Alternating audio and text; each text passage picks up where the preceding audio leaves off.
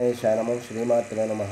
हरि ओम आकृष्णेन रजसा प्रतमानो निवेशयन्नमृतं मर्त्यं च हिरण्येन सवितारथेन देवो जाति भुवनानि पश्यन् आदित्य नमस्कारान् ये कुर्वन्ति दिने दिने जन्मान्तरसहस्रेषु दारिद्र्यन्नुपजायते।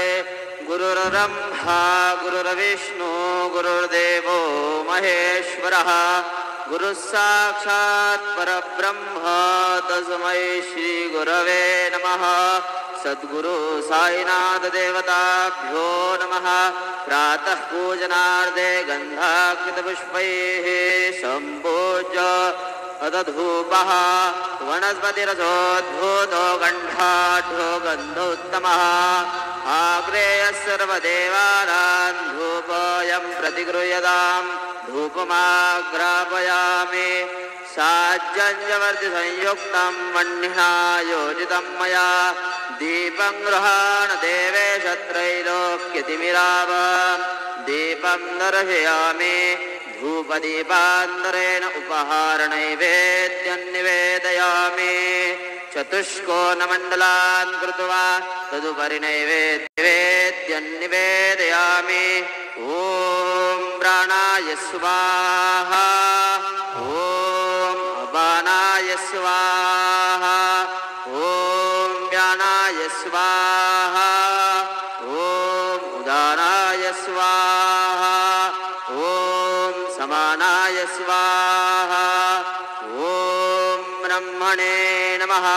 नैवेद्यमध्ये पानीयं समर्पयामि पुनर्नैवेद्यं निवेदयामि।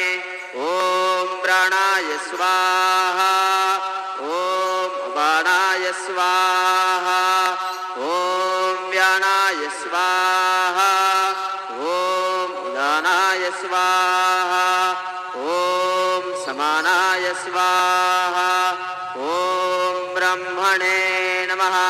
नैवेद्यं निवेदयामि हस्तप्रक्षालनं समर्पयामि मुखप्रक्षालनं समर्पयामि पुरोधवर्धनार्थे चन्दनं समर्पयामि शेषोपचारार्थे प्रार्थनापूर्वकं नमस्कारं करोमि तथा च मङ्गलारार्तिक्यदीपं दर्शयामि। शिर्डी माझे पंढरपूर साई बाबा रमावर बाबा रमावर साई बाबा रमावर बुद्ध भक्ति चंद्रभागा भाव पुंडलिक जागा पुंडलिक जागा भाव पुंडलिक जागा याहो याहो अवघे जन करू बाबांचे वंदन साईंचे वंदन करू बाबांचे वंदन म्हणू म्हणे बाबा साई धाव पाव माझे आई पाव माझे आई धाव पाव माझे आई। श्री सच्चिदानंद सद्गुरु साईनाथ महाराज की जय।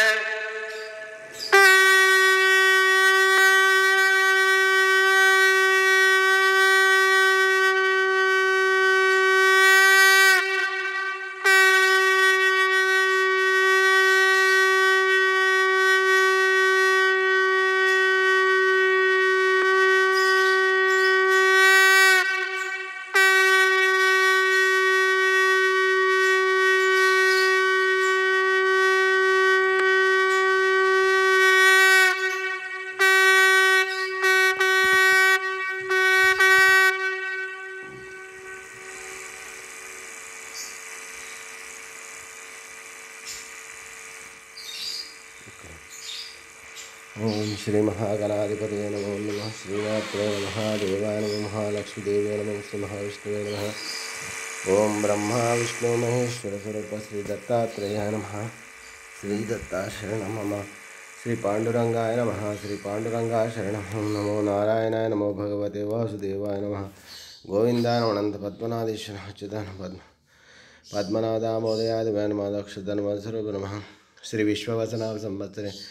विश्वावसनाम संवत्सरे दक्षिणायने शरदृतौ आश्वेजमासे शुक्लपक्षे शुभवासर्या भानुवासर रविवार शुभवार शुभ नक्षत्र शुभ तिथि प्रातःकालः। सद्गुरु साईनाथ महाराज की जय।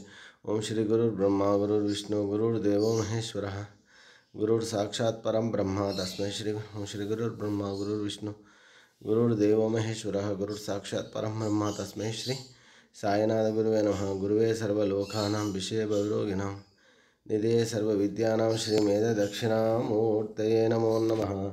सद्गुरु साईनाथ महाराज की शुभोदयम्।